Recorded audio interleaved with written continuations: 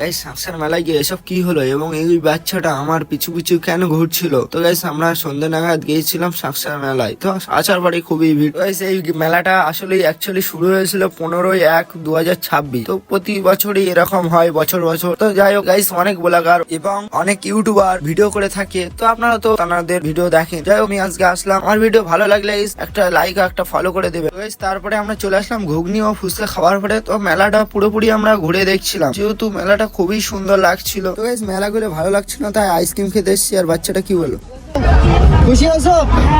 বাচ্চাটা বলেছিল অ্যাকচুয়ালি যে আমার একটা আইসক্রিম দিতে হবে, এবং অনেকে অনেক কথা বলবে যে একটা আইসক্রিমের জন্য একটা বাচ্চার কাছ থেকে ভিডিও করে নিলি। না না গাইস, একদমই না। যাই হোক, ও একটা বাচ্চা অসহায়, তাকে আইসক্রিম দিয়ে পাশে দাঁড়ানো উচিত, এবং আপনারাও পাশে দাঁড়ান, তাই হিসেবে ভিডিও করা। আইসক্রিম খেয়ে তো আমরা সোজা চলে আসলাম ফায়ার করতে।